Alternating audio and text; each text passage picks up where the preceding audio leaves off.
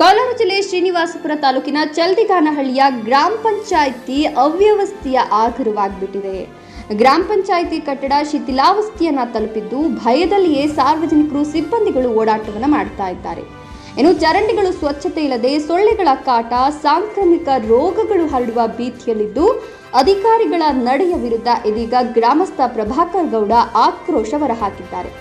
ಗ್ರಾಮಗಳಲ್ಲಿ ಸ್ವಚ್ಛತೆಗೆ ಬರುವಂತಹ ಹಣ ಎಲ್ಲಿಗೆ ಹೋಯಿತು? ಚರಂಡಿಗಳಲ್ಲಿ ನಿಂತಲೇ ನೀರು ನಿಂತು ದುರ್ವಾಸನೆ ಬೀರ್ತಾ ಇದ್ದು ಜನರು ಓಡಾಡಲು ಕೂಡ ಪರದಾಟವನ್ನು ಅನುಭವಿಸ್ತಾ ಇದ್ದಾರೆ. ಗ್ರಾಮ ಪಂಚಾಯಿತಿ ಕಟ್ಟಡದ ಮುಂಭಾಗದಲ್ಲಿರುವಂತಹ ಚರಂಡಿಗಳೇ ಸ್ವಚ್ಛತೆಯಿಂದ ಕೂಡಿಲ್ಲ. ಶಿಥಿಲಾವಸ್ಥೆಯಲ್ಲಿರ್ತಕ್ಕಂಥ ಕಟ್ಟಡದಲ್ಲಿಯೇ ಸಿಬ್ಬಂದಿಗಳು ಕೆಲಸ ಮಾಡ್ತಾ ಇದ್ದಾರೆ. ಹೀಗಿರುವಾಗ ಕಟ್ಟಡದಲ್ಲಿ ಏನಾದರೂ ಅನಾಹುತ ಆದರೆ ಅದಕ್ಕೂ ಹೊಣೆ ಯಾರು? ಸಮುದಾಯ ಭವನಕ್ಕೆ ಕಟ್ಟಡ ಸ್ಥಳಾಂತರ ಮಾಡಲು ಹಲವು ಬಾರಿ ಮನವಿಯನ್ನ ಸಲ್ಲಿಸಿದ್ರು ಕೂಡ ಅಧಿಕಾರಿಗಳು ಮಾತ್ರ ನಿರ್ಲಕ್ಷ್ಯತನವನ್ನ ತೋರ್ತಾ ಇದ್ದಾರೆ. ಹೀಗಾಗಿ ಯಾವುದೇ ಅನಾಹುತ ಸಂಭವಿಸುವುದಕ್ಕೂ ಮೊದಲೇ ಅಧಿಕಾರಿಗಳು ಎಚ್ಚೆತ್ತುಕೊಳ್ಬೇಕಿದೆ. ವರದಿ ಶಿವಪ್ರಸಾದ್, ಶ್ರೀನಿವಾಸಪುರ. ಕರ್ನಾಟಕ ರೈತ ಸೇನೆ ಜಿಲ್ಲಾಧ್ಯಕ್ಷ ಪ್ರಭಾಕರ್ ಗೌಡ ಅಂತೇಳಿ ನಾನು ಚಲ್ದಗಾನಹಳ್ಳಿ ಗ್ರಾಮಸ್ಥ, ಶ್ರೀನಿವಾಸಪುರ ತಾಲೂಕು. ನಮ್ಮ ಗ್ರಾಮ ಪಂಚಾಯತಿನಲ್ಲಿ ಯಾರೇ PDOಗಳು ಬಂದರೂ ಕೂಡ ಅಲ್ಲಿ ಭಾಳ ಅಕ್ರಮ ನಡೀತಾ ಇರ್ತದೆ. ಯಾವುದು ಕೂಡ ಇವತ್ತು ಸ್ವಚ್ಛತೆ ಇಲ್ಲ.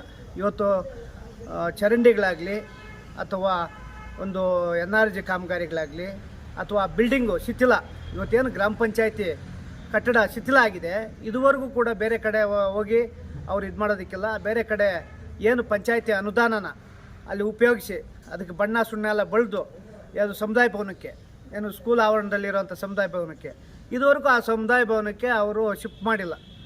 ಅಲ್ಲಿಂದ ಶಿಫ್ಟ್ ಮಾಡಿದಿರ ಇಲ್ಲೇ ಎಲ್ಲ ಶಿಥಿಲ ಆಗಿ ಬಿದ್ದು ತಲೆ ಮೇಲೆ ಬೀಳ್ತಾ ಇದೆ. ಎಲ್ಲ ಸಿಮೆಂಟು ಎಲ್ಲ ಕಂಬಿ ಎಲ್ಲ ಅಂಥ ಕಟ್ಟಡದಲ್ಲೇ ಇದ್ದಾರೆ, ಅಲ್ಲಿಗೆ ಹೋಗ್ತಾ ಇಲ್ಲ. ಇದೆಲ್ಲ ಜವಾಬ್ದಾರಿ ಕೂಡ ಮಾನ್ಯ PDO ಜಗದೀಶ್ ಅವರು ಇದಕ್ಕೆ ಸಂಪೂರ್ಣ ಹೊಣೆ ಹೊತ್ಕೊಬೇಕಾಗ್ತದೆ.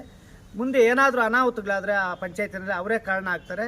ಅದ್ರ ಜೊತೆಗೆ ಏನು ಇವತ್ತು ಅಲ್ಲಿ ಏನು ಚರಂಡಿಗಳಿದ್ದಾವೆ, ಚರಂಡಿ ಏನು ಕ್ಲೀನ್ ಮಾಡಿಲ್ಲ.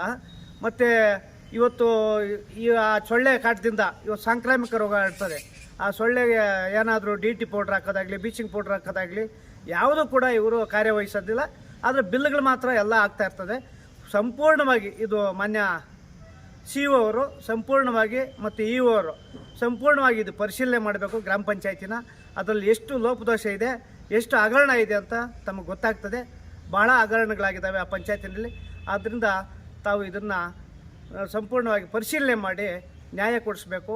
ಗ್ರಾಮ ಪಂಚಾಯತಿನ ಸುಭದ್ರವಾಗಿ ಮಾಡಬೇಕು ಮತ್ತು ಚರಂಡಿಗಳು ಕ್ಲೀನ್ ಆಗಬೇಕು, ಸೊಳ್ಳೆ ಕಾಟ ತಪ್ಪಿಸಬೇಕು ಅಂಥೇಳಿ ಇವತ್ತು ಮಾನ್ಯ CO ಅವರಿಗೆ ನಾನು ಒತ್ತಾಯ ಮಾಡ್ತಾಯಿದ್ದೀನಿ.